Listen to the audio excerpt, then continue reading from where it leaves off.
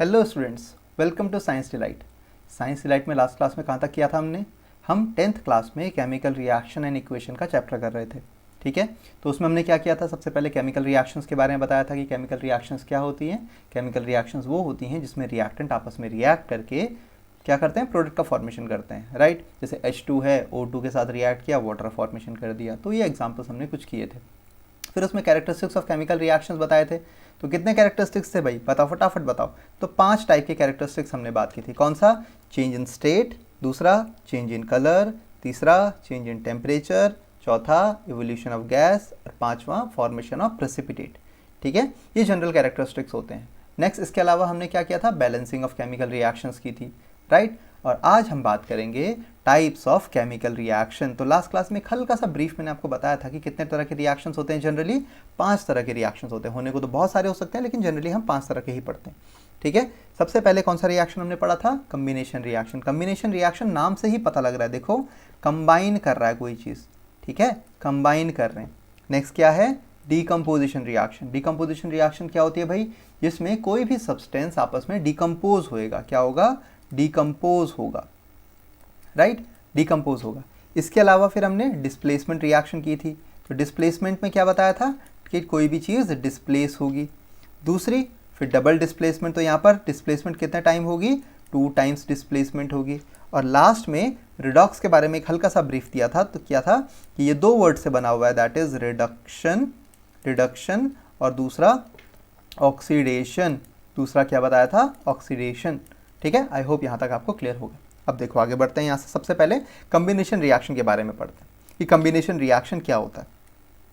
ठीक है, यहाँ पर आप ऐसे समझो, देखो, ठीक है, इसको आप ऐसे बोलो कि देखो CaCO है। CaO का दूसरा नाम क्या था भाई? ये तो कैल्शियम ऑक्साइड हुआ। कैल्शियम ऑक्साइड का कॉमन नेम क्या था? कैल्शियम ऑक्साइड को हम क्या बोलते हैं भाई? बोलो फटाफट। Quick lime. क्विक लाइम बोलते हैं, राइट। क्विक लाइम में अब हम क्या मिला देते हैं? CO2। क्विक लाइम में अगर CO2 मिला देंगे तो किसका फॉर्मेशन हो जाएगा? Calcium carbonate, CaCO3। ठीक है, ये क्या है? कैल्शियम क्या? Carbonate, carbonate. ठीक है, तो कैल्शियम कार्बोनेट का दूसरा नाम क्या बताया था? Lime stone, lime stone. ठीक है, ये कैल्शियम कार्बोनेट का दूसरा नाम है। तो कम्बिनेशन रिएक्शन में भी क्या हो रहा है? 2 चीज़ें आपस में कंबाइन कर रही हैं ताकि तीसरी चीज़ प्रोडक्ट बन जाए। तो यहाँ पर देखो, combination reaction is a reaction, it is a type of reaction where 2 or more elements or compounds combine to form a single compound. ठीक है, 2 या 2 से ज़्यादा एलिमेंट आपस में रिएक्ट करें या कंपाउंड आपस में रिएक्ट करें ताकि क्या बन सके? एक क्या बन सके? प्रोडक्ट बन सके। ठीक है, एक प्रोडक्ट बन सके। इसे हम क्या बोलेंगे? कम्बिनेशन रिएक्शन या सिंथेसिस रिएक्शन भी बोलते हैं। ठीक है, अब साथ साथ में नोट्स बनाते रहो, बहुत इंपॉर्टेंट रहता है। ठीक है, अब देखो, देखो यहाँ पर क्या हो रहा है? देखो सिंथेसिस हो रही है। H2 + Cl2 आपस में कंबाइन हुए और क्या बना दिए? 2 मॉलिक्यूल HCl बना दिए। ठीक है, अच्छे से प्रेजेंटेशन है ना? देखो इंपॉर्टेंट है, आप चीज़ों को समझो। यहाँ पर रिएक्शन क्या हुई? H2 जो कि गैसियस मॉलिक्यूल है और Cl2 सॉरी जो कि गैसियस मॉलिक्यूल है, ताकि क्या बन रहा है? 2 मॉलिक्यूल HCl का फॉर्मेशन हो रहा है। ठीक है, ये भी क्या होती है? गैसियस मॉलिक्यूल होती है। क्लियर है? ठीक है, चलो आगे बढ़ते हैं। सिंथेसिस रिएक्शन में आप ये भी देखो, देखो कितना अच्छे से एनिमेशन बताया हुआ है कि एलिमेंट्स आपस में क्या हो रहे हैं? कंबाइन हो रहे हैं। एलिमेंट आपस में क्या हो रहे हैं? कंबाइन हो रहे हैं। चाहे A और B मिलकर क्या बन रहा है? AB बन रहा है, राइट। अब देखो आगे बढ़ते हैं। ठीक है, यहाँ पर ये सिंपल सी रिएक्शन, ये कौन सी रिएक्शन है बताओ? ये है H2 + O2। ये रिएक्शन क्या है? H2 + O2 gives H2O। इसको बैलेंस कर देते हैं, इसको यहाँ पर हमने बैलेंस कर दिया। देखो, ठीक है, ये क्या थी? गैस थी, ये गैस है। ठीक है, और ये क्या होता है? लिक्विड होता है। ठीक है, तो यहाँ पर ये रिएक्शन भी क्या कहलाई? कम्बिनेशन या सिंथेसिस, सिंथेसिस रिएक्शन इसको ही बोलते हैं। समझ में आई बात? आगे बढ़ें, चलो नेक्स्ट डीकम्पोजिशन रिएक्शन देखो। ठीक है, डीकम्पोजिशन रिएक्शन की अगर मैं बात करता हूँ तो डीकम्पोजिशन रिएक्शन में क्या होगा? डीकम्पोज होगा। डीकम्पोज इसी का उल्टा कर दें कि कैल्शियम कार्बोनेट को अगर आप हीट करते हो तो क्या बनता है? Calcium oxide + CO2। तो देखो एक कंपाउंड आपस में क्या हो गया? डीकम्पोज हो गया हीट की मदद से, ताकि क्या बन गया? CaO और CO2। बात समझ में आई? तो डिकम्पोज हो रहा है। तो डिकम्पोजिशन में देखो, it is a reaction in which in which a compound breaks down into 2 or more simpler substance. ठीक है, दो और उससे ज़्यादा क्या बनेगा, सिंपल सब्सटेंसेस बन जाएंगे। ठीक है, उसे हम क्या बोलेंगे, डिकम्पोजिशन रिएक्शन। क्लियर है भाई, आगे बढ़ें। देखो डिकम्पोजिशन रिएक्शन में क्या हो रहा है, CaCO3 रिएक्ट कर रहा है CaO और CO2 में, देखो टूट रहा है। ठीक है, पहले क्या था यहाँ पर, एक CaCO3 का, देखो ये पूरा का पूरा CaCO3 था, अब वो टूट गया किसमें, यहाँ पर गया CO2 और यहाँ गया CaO। ठीक है, चलो अब देखो टाइप्स ऑफ डिकम्पोजिशन रिएक्शन कितने तरह की हो सकती हैं। डिकम्पोजिशन रिएक्शन कितने तरह की होंगी, जनरली 3 तरह की। डिकम्पोज मतलब तोड़ना आप कितनी तरह से कर सकते हो, एक हीट करके ब्रेक डाउन कर सकते हो, दूसरा इलेक्ट्रिसिटी की मदद से आप डिकम्पोज कर सकते हो, तीसरा फोटोकेमिकल बेसिकली क्या होता है, लाइट की मदद से।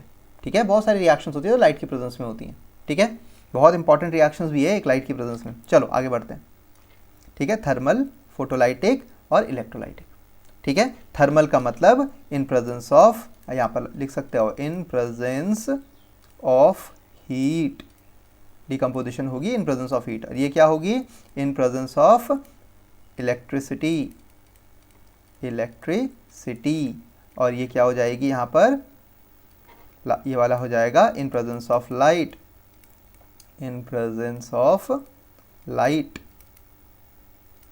बोलो समझ में आई इतनी बात, आगे बढ़ते हैं। देखो थर्मल डिकम्पोजिशन की बात करते हैं, थर्मल डिकम्पोजिशन। ठीक है, अभी मैंने आपको बताया thermal decomposition, decomposition reaction which takes place in presence of heat. ठीक है, तो यहाँ पर देखो, यहाँ पर क्या है, ये वाली रिएक्शन क्या है, this is copper carbonate, CuCO3 है ये। ठीक है, और ये क्या हो रहा है, हीट कर रहे हो तो क्या बन रहा है, देखो यहाँ पर बचेगा आपके पास कॉपर ऑक्साइड बचेगा, और यहाँ से जो गैस है वो निकली कौन सी, CO2। कैसे पता लगा भाई CO2 गैस निकली है, कैसे बताओ, CO2 का टेस्ट क्या था, CO2 turns lime water milky. तो ये क्या है यहाँ पर कैल्शियम हाइड्रोक्साइड है, कैल्शियम हाइड्रोक्साइड है। तो कैल्शियम हाइड्रोक्साइड को किस में कन्वर्ट कर रहा है, देखो मिल्की कन्वर्ट कर रहा है। ठीक है, तो यहाँ पर आपकी रिएक्शन क्या है, देखो यहाँ पर रिएक्शन अगर मैं लिखूँ तो क्या हो रहा है, यहाँ पर लिख देता हूँ नीचे पे। ठीक है, CuCO3 कॉपर कार्बोनेट, इसको सॉलिड फॉर्म में था। ठीक है, इसको आपने हीट किया तो क्या निकला, CuO कॉपर ऑक्साइड निकला। ठीक है, कॉपर ऑक्साइड निकला जो कि जनरली ब्लैक कलर का होता है, और साथ में क्या निकला, CO2। बात समझ में आ गई ना। ठीक है, तो CO2 से क्या हुआ, CO2 का डिटेक्शन कैसे पता लगा, लाइम वाटर को इसने क्या कर दिया, मिल्की कर दिया, क्लाउडी कर दिया। ठीक है, लाइम वाटर मिल्की जब होता है तो किसका फॉर्मेशन हो रहा होता है, ये भी मैंने आपको लास्ट क्लास में बताया हुआ है कि लाइम वाटर जब भी CO2 के साथ मिलता है तो कैल्शियम कार्बोनेट और वाटर रिलीज कर देता है। तो कैल्शियम कार्बोनेट कैसा होता है, मिल्की कलर या वाइट कलर का होता है, तो इस वजह से वो लाइम वाटर क्या होता है, मिल्की हो जाता है। ठीक है, due to the formation of calcium carbonate. बराबर, आगे बढ़े। देखो डिकम्पोजिशन ऑफ कैल्शियम कार्बोनेट की हमने बात की हुई है। देखो ये कैल्शियम कार्बोनेट का डिकम्पोजिशन हो रहा है। ठीक है, यहाँ पर ये क्या है, कैल्शियम कार्बोनेट है। ठीक है, ये CaCO3 है, और ये वाला जो पार्ट है ये क्या है, लाइम वाटर है। लाइम वाटर क्या होता है, CaOH होल ट्वाइस। ठीक है, इसमें शायद आपको दिख ना रहा हो, मैं दूसरे पेन से यूज़ कर लेता हूँ। ठीक है, यहाँ पर देखो ये है क्या, ये है CaOH का होल ट्वाइस। इसको मैं क्या बोलूँगा, ये क्या है, कैल्शियम हाइड्रोक्साइड या स्लेग्ड लाइम वाटर भी बोलते हैं इसको। ओके, ठीक है, ये चीज़ हो गई। नेक्स्ट देखो डिकम्पोजिशन ऑफ लेड नाइट्रेट का फॉर्मूला, भाई फटाफट बताओ लेड नाइट्रेट का फॉर्मूला।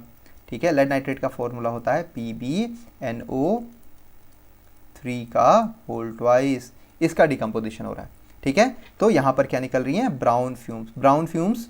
ठीक है, और यहाँ पर इसको अगर डिकम्पोज करूँगा तो क्या मिलेगा मेरे को, PbO plus NO2 plus NO, ये निकलेंगी, ये डिफरेंट गैसेस निकलेंगी। बात समझ में आई, आगे बढ़ूँ। ठीक है, चलो नेक्स्ट देखो। ठीक है, इलेक्ट्रिकल डिकम्पोजिशन मैंने आपको बताया हुआ है, decomposition in presence of electricity. तो देखो ऐसा कुछ, ये इंस्ट्रूमेंट आप समझ लो। ठीक है, ये इलेक्ट्रोलाइटिक सेल है। ठीक है, इसको मैं क्या बोलता हूँ, ये पूरा का पूरा क्या है मेरे पास, ये इलेक्ट्रोलाइटिक सेल है। ठीक है, इसको यहाँ नीचे पे लिख देता हूँ मैं, ये क्या है, इलेक्ट्रोलाइटिक सेल है। इलेक्ट्रोलाइटिक सेल जो होता है ना, उसमें क्या होता है, लाइसिस का मतलब ब्रेक डाउन, ठीक है। इलेक्ट्रो मतलब इलेक्ट्रिसिटी, यहाँ पर देख लेते हैं, इलेक्ट्रो और लाइसिस। इलेक्ट्रो का मतलब होता है इलेक्ट्रिसिटी की प्रेजेंस में, इलेक्ट्रिसिटी की प्रेजेंस में, और लाइसिस का मतलब क्या होता है, ब्रेक डाउन, ब्रेक डाउन होता है। बात समझ में आई आपके?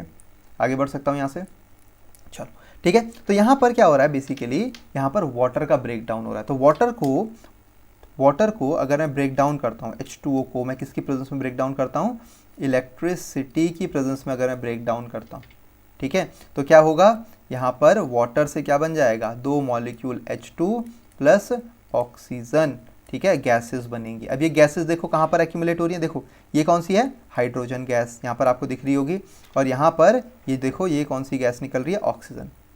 बात समझ में आई, ठीक है। तो ऑक्सीजन और हाइड्रोजन गैस निकल रही है, और ये वाटर जो है ना, वाटर लेवल भी आप देख सकते हो, देखो यहाँ पर ये वाटर लेवल गैस कहाँ पर है, यहाँ पर ये वाटर लेवल कहाँ पर है, तो ये क्या हो रही है, गैसेस जमा हो रही हैं। बात समझ में आई, ठीक है। चलो आगे बढ़ते हैं, नेक्स्ट देखें, यहाँ पर रिएक्शन ये वाली मैंने आपको बता दी, ठीक है, देखो, ठीक है, अच्छा सा ब्यूटीफुल सा एनिमेशन है, आप देख सकते हो इजीली। यहाँ पर क्या हो रहा है, रिएक्शन हो रही है, तो क्या हो रही है, H2 और O2 का फॉर्मेशन हो रहा है, किससे, वाटर से, राइट। नेक्स्ट है फोटोकेमिकल या photolytic decomposition. Photo means light, यहाँ पर फोटो का मतलब क्या हुआ, लाइट। जैसे फोटोसिंथेसिस में फोटो का मतलब क्या होता है, लाइट की प्रेजेंस में सिंथेसिस, ठीक है। तो फोटो और यहाँ पर लाइटिक का मतलब हुआ break down, break down. Photo का मतलब क्या होता है, लाइट, और लाइट की प्रेजेंस में ब्रेक डाउन हो रहा है, ठीक है।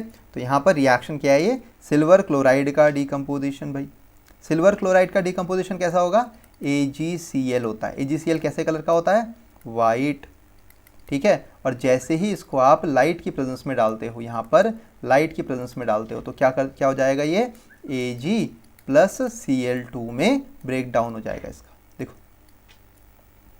क्लियर है जी, ठीक है। मैं इसको बैलेंस कर देता हूँ, सॉरी मैंने यहाँ पर Cl2 में डबल डाल दिया, राइट। इसको मैं यहाँ पर Cl2 में नहीं रहेगा, यहाँ पर Ag में रहेगा, ओके। ये देखो हो गया, चलो आगे बढ़ते हैं। नेक्स्ट देखो, ये कलर बताया हुआ है, ठीक है, ये वाला कलर बताया हुआ है, सिल्वर ब्रोमाइड से सिल्वर बनता है। तो सिल्वर मेटल जो होता है, ये वाला जो पार्ट है ना, ये जो होता है, ये कैसा कलर का होता है, ग्रे कलर का होता है, बस और कुछ नहीं बताया हुआ था उसमें, ठीक है। ये हो गया AgBr, ठीक है। उसमें Br2 निकल रही है, ठीक है।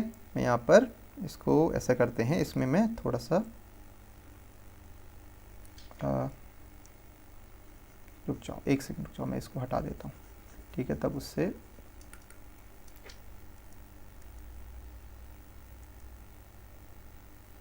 राइट, रुक जाओ, मैं इसको यहाँ पर लिख देता हूँ, आपको भी इजी रहेगा बताने में,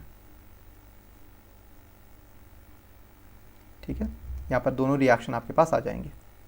देखो ये है ना, 2 रिएक्शंस हैं, तो 2 रिएक्शंस में क्या हो गया, सबसे पहला यहाँ पर AgCl और AgBr है, राइट। देखो यहाँ पर नीचे लिख देता हूँ, 2 AgCl आपस में, AgCl जो है ये आपस में रिएक्ट करता है, और क्या बनता है, यहाँ पर क्या बनता है भाई, बताओ बताओ बताओ, Ag प्लस क्या, Cl2 हो गया 2। ये कैसा हो गया, ये ग्रे कलर का हो गया, ग्रे या ब्लैकिश आप बोल सकते हो इसको, ठीक है। सेम वैसे सिल्वर ब्रोमाइड है, देखो यहाँ पर क्या निकल रही है, Br2 गैस निकल रही है, ठीक है, Br2 गैस निकल रही है। तो ये क्लोरीन और ब्रोमीन गैस यहाँ से क्या हो जाएंगी, निकल जाएंगी, और क्या बन जाएगा, वो सिल्वर और सिल्वर बच जाएगा, ठीक है। चलो आगे बढ़ते हैं। नेक्स्ट डिस्प्लेसमेंट रिएक्शंस की अगर मैं बात करता हूँ, ठीक है, डिस्प्लेसमेंट रिएक्शन। अच्छा आप सिंपल एक चीज़ समझो, डिस्प्लेसमेंट कब होता है, मान लो ऐसा देखते हैं, एक फुटबॉल मैच चल रहा है, ठीक है, एक फुटबॉल मैच चल रहा है, तो आपने देखा कि एक प्लेयर, आप फुटबॉल मैच में 12th प्लेयर हो या कोई भी जो भी प्लेयर हो, ठीक है, आप सब्स्टिट्यूट में हो, आपने देखा एक प्लेयर क्या हो गया, एक प्लेयर चोट लग गई एक प्लेयर को, ठीक है, वो इंजर्ड हो गया, ठीक है। तो अब क्या होगा, आप उसकी जगह पर सब्स्टिट्यूट हो जाओगे, ठीक है। कोच बोलेगा कि हाँ जाओ भाई, वो इंजर्ड हो गया, उसको लेके आओ, आप उसकी जगह पे आ जाओ, ठीक है। तो यहाँ पर भी सेम ऐसी होता है। दूसरी कंडीशन क्या हो सकती है, या तो ऐसा हो सकता है कि आप बहुत अच्छे प्लेयर हो, ठीक है, आप बहुत अच्छे प्लेयर हो फुटबॉल के, और क्या हुआ कि आप खेल रहे हो, मैच में खेल रहे हो, लेकिन ड्यू टू सम रीज़न आप बाहर सब्स्टिट्यूट्स में बैठे हुए हो, ठीक है। लेकिन सामने कोई प्लेयर है वो इजीली अच्छे से नहीं खेल पा रहा है, ठीक है, मे बी उसने बहुत सारे चांसेस मिस कर दिए अपने, तो उससे क्या होगा, कोच बोलेगा उस प्लेयर को आप सब्स्टिट्यूट कर दो, या वो थक गया है उस प्लेयर को आप सब्स्टिट्यूट कर दो। सेम डिस्प्लेसमेंट रिएक्शन में भी ऐसी होता है, एक लेस एक्टिव मेटल को मोर एक्टिव मेटल क्या कर देता है, रिप्लेस कर देता है, सब्स्टिट्यूट कर देता है, डिस्प्लेस कर देता है, तो उसे हम बोलते हैं क्या है, रिएक्शन सब्स्टिट्यूशन है, सॉरी डिस्प्लेसमेंट रिएक्शन है, ठीक है, डिस्प्लेस कर देता है, ठीक है। तो अब यहाँ पर देखो क्या हो रहा है, डिस्प्लेसमेंट रिएक्शन में हम बोलेंगे क्या, देखो सिंगल डिस्प्लेसमेंट है, ठीक है, यहाँ पर क्या हो रहा है, सिंगल डिस्प्लेसमेंट रिएक्शन हो रही है। तो यहाँ पर क्या हो रहा है, देखो ये वाला जो मॉलिक्यूल है, ये मॉलिक्यूल इस दूसरे मॉलिक्यूल को इजीली क्या कर रहा है, ये वाला मॉलिक्यूल देखो, ये वाला मॉलिक्यूल ज़्यादा रिएक्टिव था और ये इस मॉलिक्यूल को क्या कर रहा है, रिप्लेस कर रहा है। यहाँ पर ये कौन सा दिखाया हुआ है, ये आयरन है और ये क्या है, कॉपर है। तो कॉपर क्या है, लेस रिएक्टिव है, लेस रिएक्टिव है, और जो आयरन है ये क्या है, ये मोर रिएक्टिव है, more reactive as compared to copper, copper के प्रेजेंस में, ठीक है। चलो आगे बढ़ते हैं। Copper react with silver nitrate. अब कॉपर किसके साथ रिएक्ट कर रहा है, सिल्वर नाइट्रेट के साथ रिएक्ट कर रहा है। तो यहाँ पर देखो रिएक्शन क्या हुई, देखो देखो यहाँ पर क्या हो रहा था, कॉपर जब AgNO3 सिल्वर नाइट्रेट के साथ रिएक्ट किया तो उसने क्या बनाया, CuNO3 प्लस साथ में क्या निकल गया, Ag बाहर। तो ये किसकी परत हुई, कॉपर नाइट्रेट की, CuNO3 की परत हुई। बात समझ में आई। तो कॉपर यहाँ पर हर एक रिएक्शन में मोर रिएक्टिव और लेस रिएक्टिव एलिमेंट डिफर करते हैं। बात समझ में आ गई ना, ठीक है। चलो अब पता कैसे लगेगा भाई कौन सा एलिमेंट ज़्यादा रिएक्टिव है, कौन सा कम रिएक्टिव है, ठीक है। तो how displacement reaction takes place, कैसे होती है डिस्प्लेसमेंट रिएक्शन, ये क्वेश्चन तो आना चाहिए बिल्कुल, ठीक है। तो उसके लिए हमें सबसे पहले पढ़नी पड़ेगी क्या, रिएक्टिविटी सीरीज। रिएक्टिविटी सीरीज नाम से पता लग रहा है, ठीक है। जैसे प्लेयर्स की रैंक्स होती है कि rank 1 test player, one day player rank 1, T20 player rank 1, वैसे फुटबॉल में भी हर गेम में रैंक्स होती हैं। क्यों होती हैं, उनकी एक्टिवनेस के बारे में बताया जाता है कि हाँ ये प्लेयर वनडे के लिए बहुत अच्छा है, ये प्लेयर टेस्ट प्लेयर बहुत अच्छा है, ठीक है। कैसे, उनके परफॉर्मेंस के बेसिस पे। तो सेम एलिमेंट्स के परफॉर्मेंस के बेसिस पे भी उनकी पोजीशन डिसाइड की गई है रिएक्टिविटी के अकॉर्डिंगली, राइट। उसे हम क्या बोलते हैं, रिएक्टिविटी सीरीज। तो देखो reactivity series is the series of metal based on किसके बारे में, their reactivity from highest to lowest. Obviously एक ऑर्डर में अरेंज कर दिया। तो यहाँ पर देखो देखो इसके लिए आपके पास क्या है, पोटेशियम सबसे टॉप पे, ठीक है, और सबसे बॉटम पे क्या है, गोल्ड। क्यों भाई गोल्ड, गोल्ड के ऑर्नामेंट्स क्यों पहनते हैं। अगर आप पोटेशियम के ऑर्नामेंट पहनो तो क्या होगा पता है, कान में पटाखा बजेगा, ठीक है। क्यों ऐसा, क्योंकि पोटेशियम बहुत रिएक्टिव होता है, ठीक है, कान जला देगा वो, इतना बॉडी के साथ रिएक्ट करना शुरू। गोल्ड का क्यों पहनते हैं, गोल्ड रिएक्ट नहीं करता बॉडी के साथ, ठीक है, गोल्ड क्या करता है, बॉडी के साथ रिएक्ट नहीं करता, इसीलिए उसके ऑर्नामेंट्स बनते हैं, ठीक है। अच्छा तो दिखता ही है, उसका एक रीज़न ये भी है कि गोल्ड के क्या होते हैं, गोल्ड बॉडी के साथ रिएक्ट नहीं करता। देखो सिल्वर भी देखो नीचे, सिल्वर भी देखो नीचे, ठीक है, सिल्वर और गोल्ड के बीच में प्लैटिनियम भी आता है, ठीक है, तो प्लैटिनियम भी है यहाँ पर, राइट। तो आप यहाँ पर बोल सकते हो कि सर गोल्ड क्या है, लेस रिएक्टिव है, गोल्ड क्या है, लीस्ट रिएक्टिव आप बोल सकते हो। गोल्ड गोल्ड क्या है हमारे पास, लीस्ट रिएक्टिव है, LEAST रिएक्टिव, राइट। और जो पोटेशियम है यहाँ पर, ठीक है, पोटेशियम जो है वो क्या है, मोस्ट रिएक्टिव इस सीरीज में, ठीक है। हर एक पूरे पीरियोडिक टेबल जब मैंने आपको दिखाया था, पूरे पीरियोडिक टेबल में आप बताओ मोस्ट रिएक्टिव मेटल कौन सा है, मोस्ट रिएक्टिव मेटल बताओ बताओ बताओ फटाफट, देखो आपको पता होगा, ठीक है, caesium. Caesium is the most reactive metal, ठीक है, caesium is the most reactive metal in the periodic table, okay. चलो ठीक है, तो यहां पर इसको याद करने की भी एक तरीका है। Please stop calling me a careless zebra, instead try learning how copper saves gold, right. Clear है ना, इतना आगे बढ़ सकते हैं, पक्का। चलो बहुत अच्छा। नेक्स्ट यहाँ पर एक और है, ठीक है, ये स्कूल्स में भी बहुत फेमस रहता है, केदारनाथ का माली आलू ज़रा फीके से पकाता है, ठीक है, कौ होगा अगर पता नहीं एयू, ठीक है। आपका तरीका जो आपकी मर्जी, याद होना चाहिए रिएक्टिविटी सीरीज, बात समझ में आई? ठीक है, अगर मैं बताऊं तो इसमें मैंने क्या किया था, इसमें किया था सेम वही किया था हमारे पास, केदारनाथ का माली, ठीक है, आलू ज़रा फीके से, ये फीके सने आप बोल सकते हो कुछ भी, पकाता है। फिर मैंने यहाँ पर चापा याद कर लिया था, ठीक है, चापा। देखो कैसे, केदार में से के आ गया पोटेशियम के लिए, नाथ में से Na आ गया सोडियम, का में से कैल्शियम आ गया, M से मैग्नीशियम आ गया, Al से एल्यूमिनियम आ गया, ज़रा से जिंक आ गया, फीके से आयरन आ गया, सने से Sn यानी टिन आ गया, P से लेड आ गया, ठीक है से हाइड्रोजन आ गया, चापा में सबसे पहले C है ना तो कॉपर, फिर इसमें H है तो Hg, A है तो Ag, P है तो Pt, A है तो Au, ठीक है। आपको पता होना चाहिए Cu का मतलब क्या है, Cu क्या है, कॉपर, Hg मतलब मर्क्यूरी, Ag मतलब सिल्वर, प्लेटिनियम, फिर गोल्ड, ठीक है। तो इनके नाम भी होने चाहिए। सबसे ज़्यादा रिएक्टिव लीस्ट रिएक्टिव को रिप्लेस कर देगा, ठीक है जी। अब मैं बात करता हूँ यहाँ पर, देखो यहाँ पर रिएक्शन क्या हो रही है, Zn H2SO4 ZnSO4 H2। देखो पलटते हैं, यहाँ पर मैं रिएक्शन लिख लेता हूँ आपके सामने, Zn यहाँ पर सबसे टॉप में लिखता हूँ, Zn plus H2SO4 plus gives ZnSO4 plus H2, ZnSO4 plus H2। तो यहाँ पर देखो थोड़ा सा इंपॉर्टेंट ये वाला पोर्शन, Zn देखो जिंक कहाँ पर है और हाइड्रोजन कहाँ पर है, जिंक देखो Zn, जिंक यहाँ है जीब्रा में, ठीक है, जीब्रा में, और हाइड्रोजन देखो यहाँ है। तो ज़्यादा रिएक्टिव कौन है, zinc is more reactive, more reactive कौन है, जिंक है, जिंक क्या है, मोर रिएक्टिव है एज कंपेयर टू हाइड्रोजन। तो जिंक ने हाइड्रोजन को रिप्लेस कर दिया, ठीक है। आगे बढ़ सकता हूँ, चलो ठीक है। यहाँ पर मैं भी देखो, ठीक है, ये रिएक्शन देखो, ये एनिमेशन देखो कितना अच्छा सा दिखाया हुआ है। जिंक ने दो हाइड्रोजन को बोल दिया कि निकलो भाई, आप लोग हाइड्रोजन H2 निकलो, और मैं सल्फेट के साथ क्या करूँगा, बॉन्ड बना दूंगा। अच्छा है ना, ठीक है, चलो आगे बढ़ते हैं, ठीक है। यहाँ पर देखो जिंक हाइड्रोजन को निकाल दे रहा है, ओके। चलो नेक्स्ट, डबल डिस्प्लेसमेंट रिएक्शन। मैं आपको फिर से बता देता हूँ ये वाला पार्ट, ठीक है। यहाँ पर मैंने आपको क्या बताया था, ठीक है, यहाँ पर क्या बताया था, केदार, क्योंकि वहाँ पर शायद पीछे छुप गया होगा मेरे, केदारनाथ का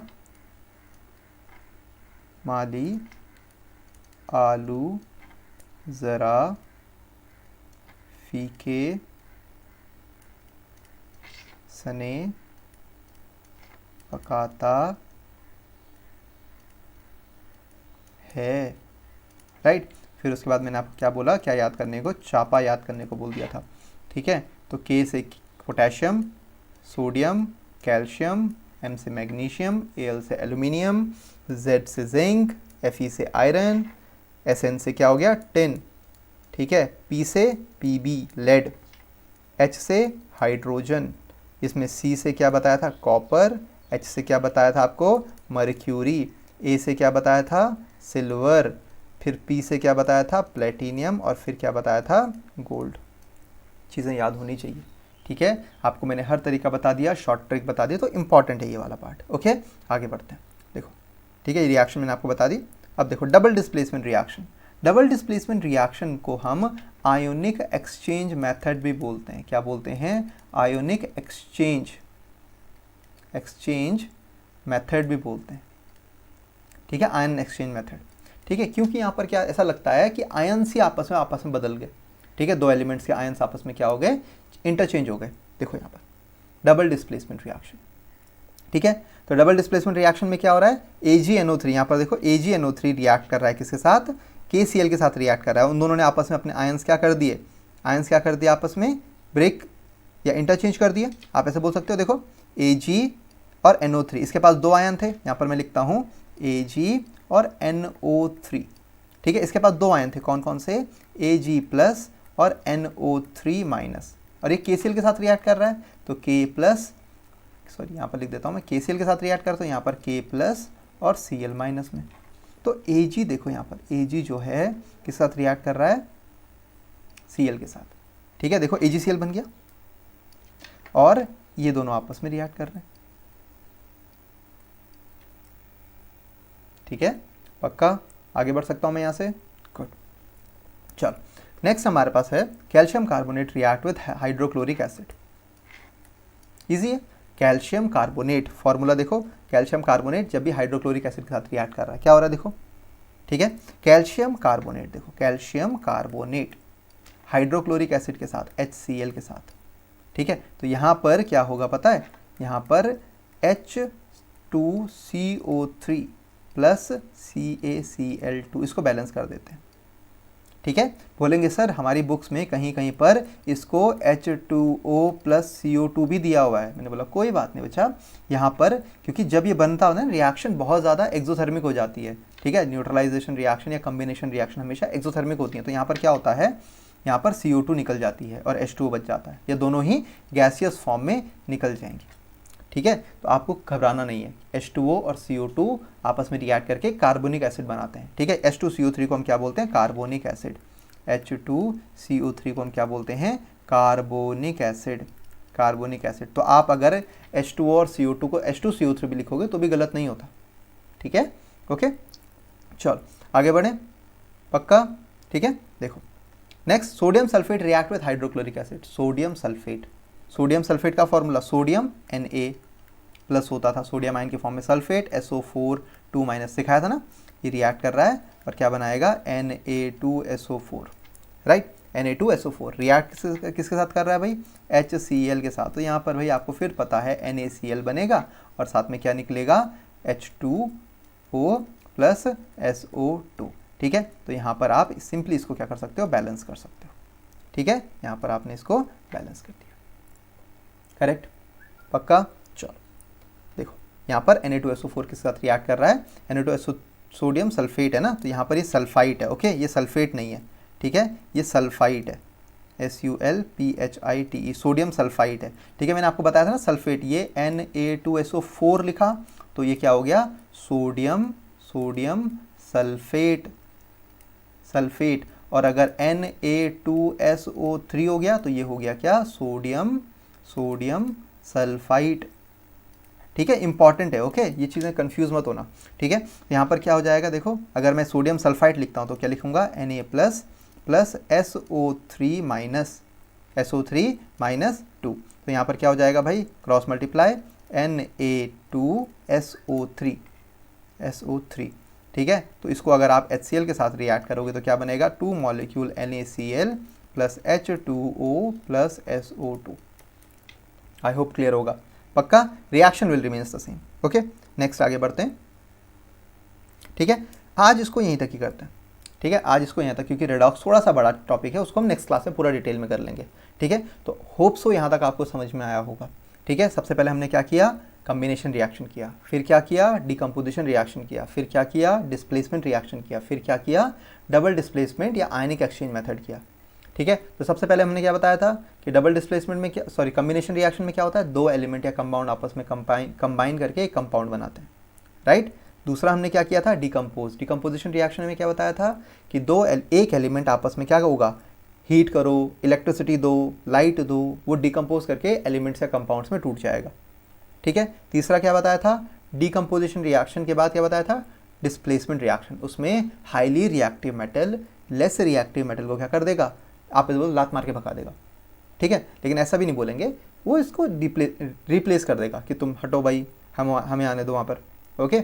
highly reactive element less reactive element को क्या कर देगा, रिप्लेस कर देगा, ठीक है। इसके लिए हमने क्या बात की थी, एक रिएक्टिविटी सीरीज पढ़ी थी, केदारनाथ का माली आलू ज़राफ़ी कैसे पकाता है, फिर उसके बाद चापा याद कर लिया था, ठीक है। तो उसमें पोटेशियम सबसे ज़्यादा रिएक्टिव था और फिर क्या था, जो गोल्ड था वो लीस्ट रिएक्टिव था, ओके। क्वेश्चन ऐसे भी आ सकते हैं कि भाई गोल्ड के ऑर्नामेंट बनते हैं, पोटेशियम की क्यों नहीं, तो ऐसा क्यों। दूसरा एग्जांपल ऐसे भी आ सकता है कि कॉपर वेसल्स को आप जैसे ना आप बोलते हैं ना कॉपर में जैसे, सॉरी ठीक है, यहाँ पर नहीं, यहाँ पर जैसे हम बोलते हैं ना कॉपर एसिड को कभी भी बर्तन में, स्टील के बर्तन में नहीं रखते, क्यों नहीं रखते, CuCl, सॉरी,